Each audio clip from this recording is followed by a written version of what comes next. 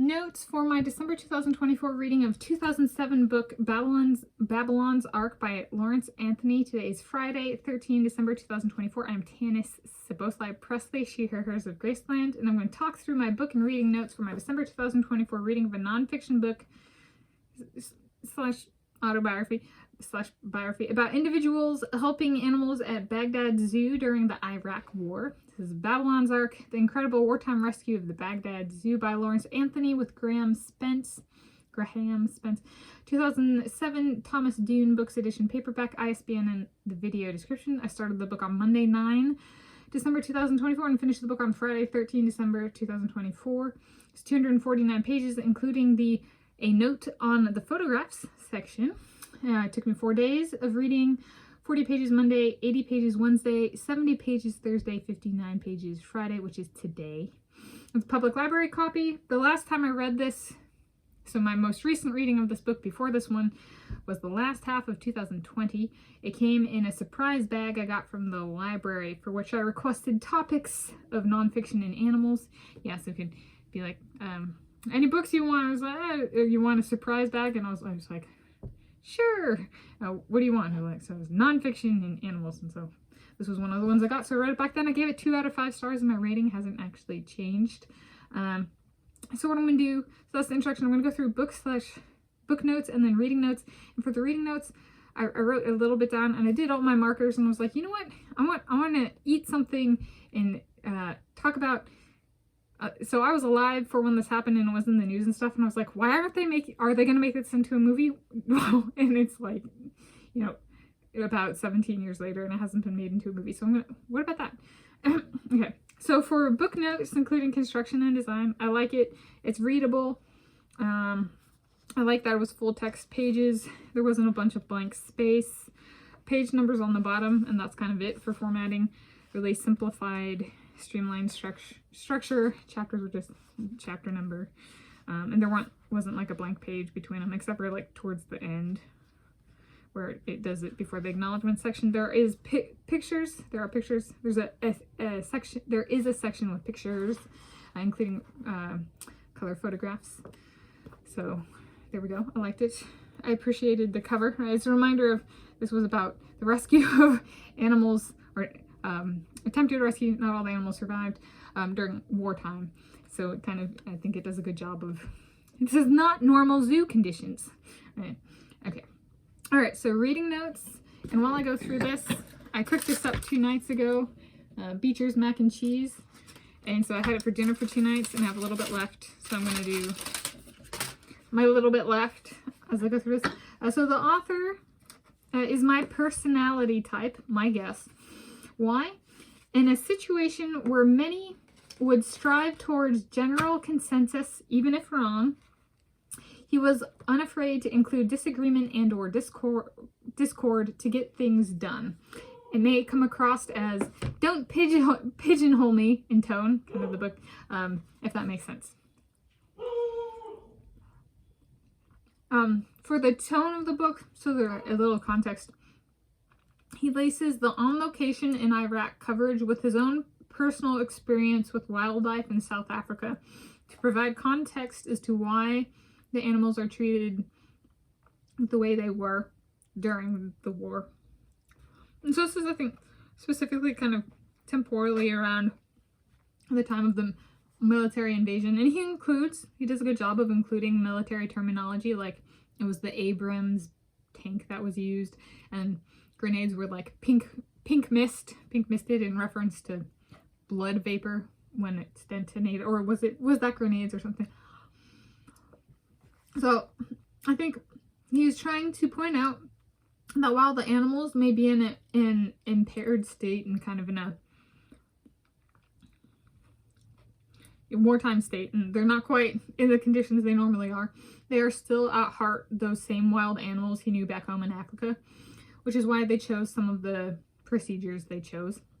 Like, so he invokes his own personal experience to be like, maybe we should treat them like this, because that's how the wild ones act, or that's the closest thing I have for understanding the situation.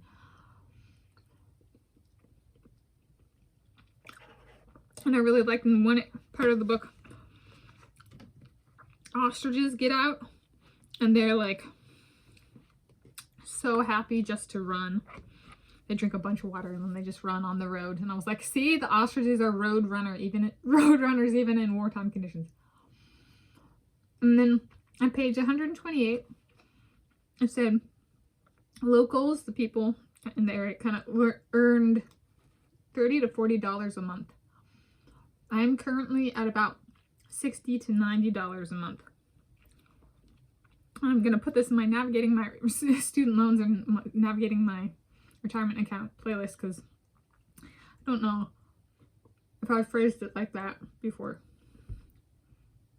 So some sort of documentation. It's still more money I'm making than the people of Iraq during the Iraq War. Okay. So, the topic is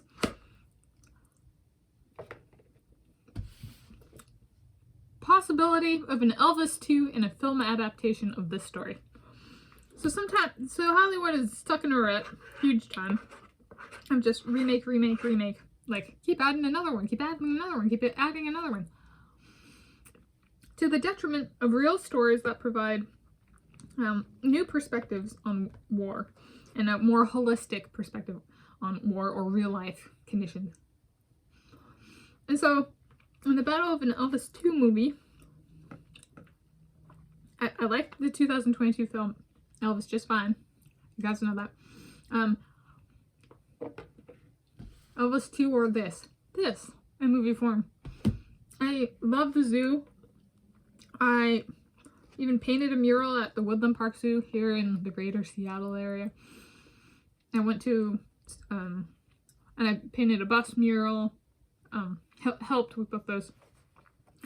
And the mural I helped paint at the zoo was in a classroom. I did like a middle school junior naturalist camp there and stuff, and I think it's, the wildlife of different regions are different, but it's something most humans do share, as a love for animals of some species. And I think actually highlighting a story like this could be great exposure for, like, they're kind of like humans too in certain conditions of, like, they don't got it easy, they still got to survive. They were looted and raided just like the humans were in their cages, and they were killed for meat. The humans had it easy in comparison, you know? But maybe that mentality I just said, the animals had it worse, isn't what people want to hear. So could it be made in such a way that it becomes palatable? Like, these animals do need our help. Personally, I do support zoos. It's a great way to fight if you believe in global warming. It's a way of providing space for the animals where they're not overly stressed. Alright? And you can see them without going to another place. And then you could go to that place if you want, but it doesn't cause environmental destruction at the site of going and seeing wild animals. And the reality is, I make $60 to $90 a month. There's a zoo makes something shared amongst everyone, or at least a far more realistic everyone than, like, only on wildlife refuges or whatever in a certain area. Like, some people of a privileged socioeconomic class might not want us poor people to be happy or understand animals. So, in that sense, I would kind of view this being turned into a movie as like a holy grail of sorts, right? It helps with promoting the image of animals, sort of, right? And, like, they need help too.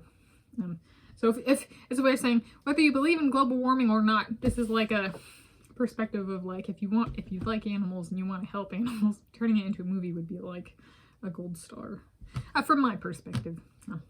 There we go. I will give it a 30 out of 10. Beatrice mac and cheese. In conclusion, it marked full book number 72 for me for the 2024 year, and I would still like to see this in movie form. Not that I ever will, but like, and I mean like official Hollywood, not like docudrama, but like actual Hollywood.